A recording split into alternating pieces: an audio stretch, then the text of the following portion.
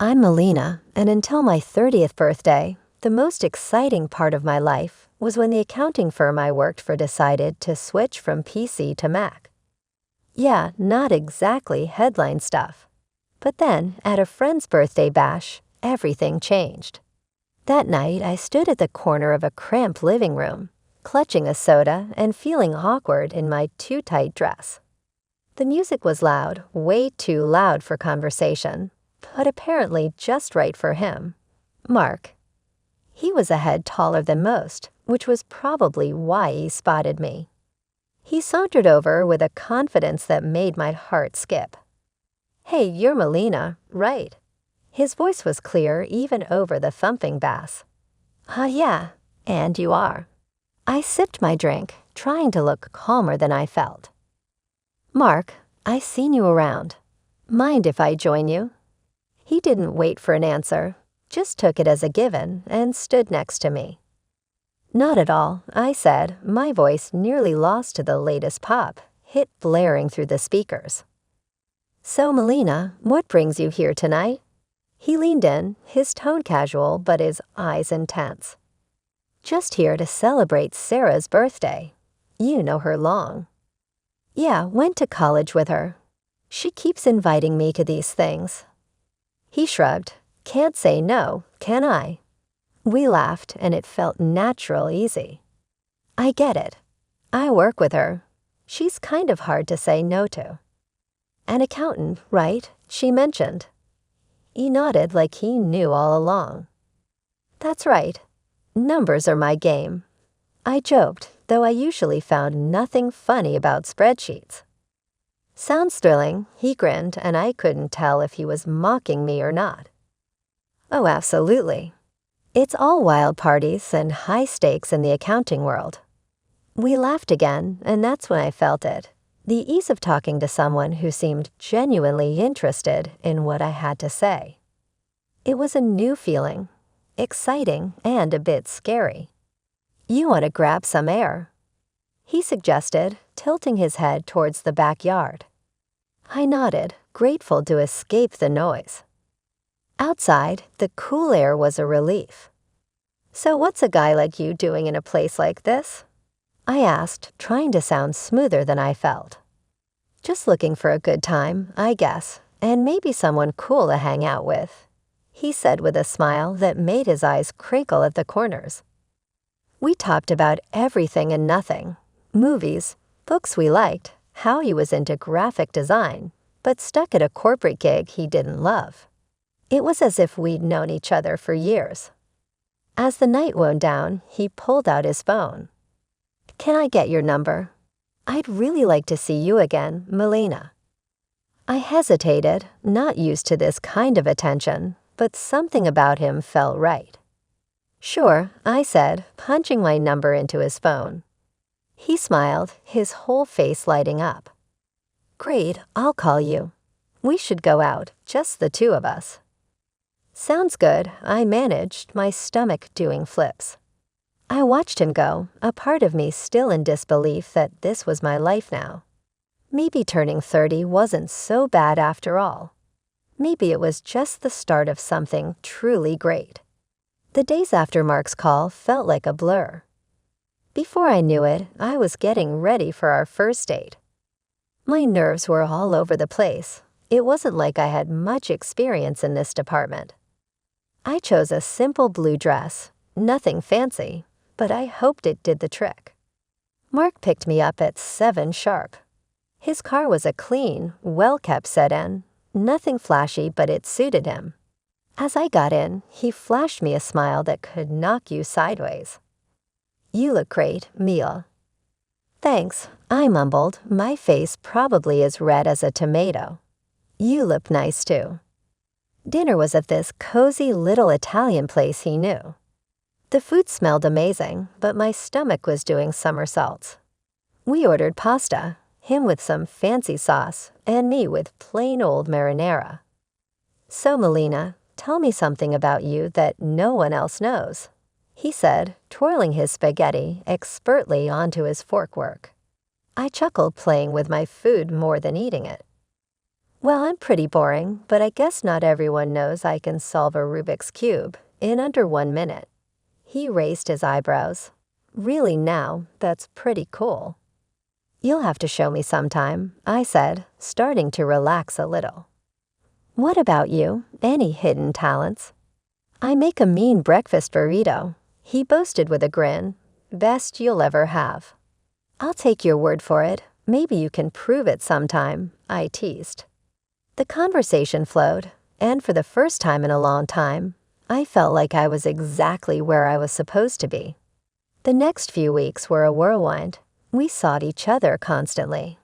Mark would come over after work, or I'd meet him for lunch near his office. He introduced me to his favorite spots around town, little nooks I'd never noticed before. It was like seeing this city for the first time. Things took a serious turn when he invited me to meet his parents, Jack and Mary. They lived in a small but cozy house filled with photos and knickknacks. Mary hugged me the second we walked in. "Oh, we've heard so much about you, dear," she said, squeezing my shoulders. Mark. "She's lovely. Thanks, Mom," Mark said, and I could tell he was pleased. We sat down to dinner, and the conversation was nonstop. "So, Melina, Mark tells us you are an accountant." "That must be interesting," Jack said, passing me the potatoes. "It has its moments," I replied, "mostly just numbers, but I like the order of it." "And how's your family?" Mary asked, genuinely interested. "They're good, thanks. My dad's a businessman, always busy, but he's been really supportive of me." It was all happening fast, but it felt right. It was as if everything in my life had been leading up to this meeting, Mark feeling like someone finally saw me for who I was, not just some plain Jane accountant. One evening, a few months into our whirlwind romance, we were walking along the riverbank. The city lights reflected off the water, and it was pretty in a postcard kind of way. "Melina, I've been thinking," he started, stopping and facing me. "Yeah?" I asked, my heart starting to race. "I don't want to wait any longer. I know this is fast, but will you marry me?" Just like that, my world changed. No hesitation, no doubt, just a simple, "Yes, Mark, I'll marry you." The whirlwind didn't stop there. Soon after, I introduced Mark to my father. He took to Mark immediately, appreciating his straightforward manner and obvious affection for me. "He's a good man, Melina," Dad said, giving his approval, which meant the world to me. So we got married. It was a modest wedding, nothing too extravagant, but it was perfect for us. I even found myself loving the way I looked in my wedding dress, something I'd never imagined. Smiling wide, I posted photos on my social media, sharing my joy with friends and family. After the wedding, life didn't slow down. It picked up pace. Mark and I barely had time to savor our newly bliss before he suggested something big. "Hey, Melina, I've been thinking," he said one evening as we unpacked another box of wedding gifts in our cramped apartment. "How about we move in with my folks?" I paused, a coffee mug in hand. "Live with your parents?" He nodded, looking serious. "Yeah, they're not getting any younger, and I'd feel better if we were around to help out. Plus, it would save us some money on rent." It made sense, I guess, but moving in with the in-laws? That was sitcom territory. Are you sure they'd want us there all the time? Absolutely, he assured me.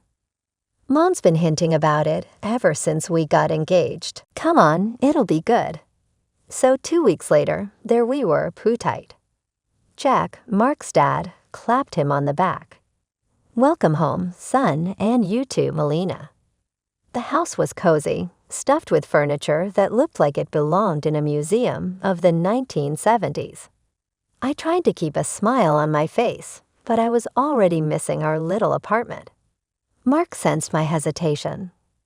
"It's going to be great, you'll see," he whispered as we carried boxes inside. The first few days were an adjustment. Mary was constantly hovering, always popping into our room to ask if we needed anything. "Just making sure you're comfortable," she'd chirp. Well, I tried not to cringe at the invasion of privacy. One evening, we all sat down for dinner. Mark, me, Jack, and Mary. The conversation was painfully mundane until Mark dropped another bomb. "So the house needs some major repairs," he announced casually between bites of meatloaf. I choked on my mashed potatoes. "Repairs?" "Yeah, the roof's a mess, and the plumbing's from the dark ages," he said. "Jack, we were thinking," Mark continued, avoiding my gaze, "that maybe we could all chip in for the costs."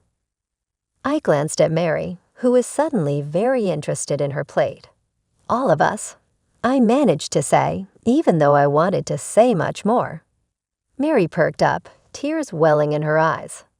Melina, that would be so helpful. You're such an angel." The next few weeks were a blur of contractors and repairs. I wrote checks and smiled through gritted teeth as Mary gushed about how wonderful the house was looking. Jack slapped me on the back. "You're really part of the family now, Melina." "Part of the family?" "Sure, the part that pays for everything." One particularly grueling day, after yet another round of expensive decisions, I collapsed on our bed, exhausted. Mark came in and sat beside me. "Thanks for handling all this, Melina," he said, sounding almost sincere. "It's fine," I lied, staring at the ceiling. "Just didn't realize how much it would be." He squeezed my hand. "It'll all be worth it. This is for our future, right?" "Our future," I echoed, not quite sure whose future we were building anymore. As I lay there listening to Mark's steady breathing, I couldn't help but wonder if moving in was the right decision. But there was no going back now. I was in this deep, and I had to see it through, whatever the cost. After the renovations, the house looked great, like something out of a magazine. Honestly, despite the financial strain, I felt a bit of pride looking around. We decided to throw a small dinner party to celebrate, just the four of us. That's when everything took an unexpected turn. We were in the middle of dinner, laughing and sharing stories, when Mary suddenly got quiet. The room felt heavy all of a sudden. She looked at Jack, then at us, and her eyes were teary. "We need to tell you both something important," she said, her voice shaky. Mark and I exchanged looks. "What's going on?" I asked, my stomach tightening. Jack took a deep breath. "The house, it's heavily mortgaged. We owe $200,000, and the bank could take it away if we don't settle the debt in 2 months." My fork clattered to my plate. "What do you mean?" "All the repairs we just paid for." Mary started sobbing. We were ashamed, and we thought we could manage it. But after the repairs and everything, there's just no way. I felt like I was in a bad dream. All the money, all the effort, it was for a house that wasn't even secure. "So what are you saying now?" My voice was sharper than I intended. "Well," Mark started, his eyes avoiding mine. "I was hoping maybe, Melina, you could talk to your father." "Are you serious?" I snapped, my voice rising. "Ask my dad for $200,000. It's just, after his help, the house would be secure for us, for our future," Mark pleaded. Mary's sobbing grew louder, making me feel like the villain in this crazy drama. "Please, Melina, it's our home. We've spent decades in this house." I was furious, but the tears and pleading wore me down. "I'll think about it," I finally muttered, feeling trapped. The next day, I called my dad hesitantly, explaining the situation. To my surprise, he agreed to help, but on one condition. "I'll give the money, Melina, but only with a formal agreement, a receipt. I want everything documented." When I relayed this to Mark, he wasn't happy. "Why does it have to be so formal? Can't he just trust us?" "It's $200,000. Mark, it's a lot of money, and he's just being cautious." I argued, feeling the divide between us grow. He'll get his paperwork, Mark muttered, clearly annoyed. The paperwork was drawn up, and the money was transferred. Mary and Jack were relieved, constantly thanking me. But the air between Mark and me had changed. There was a coldness that wasn't there before. Just when I thought my life couldn't get any darker, tragedy struck with brutal suddenness. "Melina, it's your Aunt Judith." Her voice came through the line, shaky and choked. "Your dad, he had a heart attack. It's bad." My heart dropped to my stomach. "What? How is he?" "He didn't make it, honey. I'm so sorry." The phone nearly slipped from my hand. "No, that can't be right," I mumbled, numb. I hung up and turned to find Mark standing in the doorway. "What's wrong?" he asked, his voice low. "My dad, he's gone," I managed to say before everything inside me broke, and I started sobbing. Mark came over and put his arm around me, but it felt like being hugged by a stranger. "I'm sorry, Melina," he said, and it sounded sincere, but I was too lost in my grief to really hear him. Exhausted from another long day of funeral planning and negotiations with the agency, I came home earlier than usual. I expected the house to be quiet, but as I inserted my key into the front door, I heard voices from the living room. It was Mark, his tone dripping with frustration and disgust, talking to his parents. "I can't do this anymore. Living with her is driving me nuts," he complained. His mom, usually so sweet and understanding, replied in a stern whisper, "You have to hold on a bit longer, Mark. We need to figure out what to do with those receipts your father-in-law had. Melina has them now. The sooner I get out, the better. I'll grab those receipts and destroy them, and then I'll start all over again with that rich beauty I told you about." Mark's voice was cold, calculated. I felt a chill run down my spine. Here I was, mourning my father, while the people I lived with were plotting behind my back. They weren't the loving family I thought I married into. Instead, they saw me as nothing more than a means to an end, a way to secure their financial troubles. Rage mixed with shock, but I knew I had to keep my cool. So I slammed the door loudly as if I had just come in, disrupting their scheming. "Oh, Melina, you're back early. How did everything go with the funeral plans?" Mary's voice shifted instantly to one of concern, her eyes wide with faint innocence. I forced a smile, my stomach turning. "It's all coming together. Thanks for asking." As I spoke, I could see the quick glance. As they shot each other, their faces a mask of fake concern, it made my skin crawl knowing their true colors. But I realized that showing my cards now wouldn't help. I needed to be smart, to protect what was mine, and possibly even get some justice for their deceit. The funeral was somber, the air heavy with grief and murmured condolences. But as the ceremony wrapped up and we returned to Mark's parents' house, the true colors of the family I married into began to show. As we gathered in the living room, sipping on lukewarm coffee, Mark's demeanor shifted, his usually charming facade crumbling away to reveal something more sinister. With a cold laugh, he looked straight at me and dropped the bomb. "Melina, pack your things. You need to get out. I've got someone else now, someone better." His words should have been like a slap. I pretended to be stunned, but before I could respond, Mary chimed in with a snide giggle. "We've really had enough of you, dear. We only put up with you for your money." "What about the house?" I asked, fighting innocent. "The house that I paid to fix, the $200,000 I poured into it." Mary laughed harder, as if I told the best joke of the year. "Oh, sweetie, this house is ours. You're nothing here." Mark's smirk widened. "And those receipts you're so proud of. Found them in your dad's house and burned them. They're gone." For a moment, I let them believe they had won, but then I couldn't help it. I burst into laughter. My reaction confused them, their smiles faltering. "Why are you laughing? What's so funny?" Mark demanded. I wiped a tear from my eye, still chuckling. "You three are just pathetic. You think you're so clever. The receipts you destroyed, they were copies. The real ones are safe with my lawyer." The color drained from both their faces. Mark's arrogance turned to panic. "You can't prove anything," he stammered.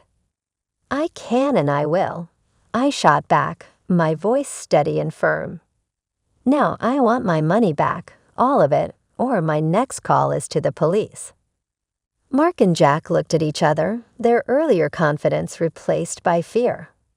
Jack, usually so bold and brash, began to plead, "Melina, please, let's talk about this. We can sort something out." With the truth now out in the open and the leverage squarely in my hands, the negotiations with Mark and his parents dragged on longer than I expected. It was clear they were trying every angle to sway the terms in their favor, but I wasn't about to budge. "Look, it's simple," I stated firmly during one of our numerous discussions at their now legally mine kitchen table. "The house gets transferred to my name in exchange for the IOUs. That's the deal. No more games." Finally, they relented. We all agreed that the best course of action was to make everything official and legal. I insisted that everything be documented by a lawyer and confirmed with the proper papers. "I want no corners cut," I emphasized. At the lawyer's office, the atmosphere was tense as documents were signed and notarized. I watched closely as each signature was applied, ensuring there was no room for further deceit. Once everything was finalized, I collected the documents related to the transfer and turned to Mark's mother, who looked deflated yet somehow still carried a hint of her former haughtiness. "I'll be keeping these in a safe place," I said, holding up the papers before slipping them into a folder, just to ensure no one is tempted to pull any stunts. With the legalities handled, the divorce proceedings were straightforward. Mark was quiet, his earlier arrogance nowhere to be seen. When the final papers were signed, I felt a weight lift off my shoulders, a chapter closed.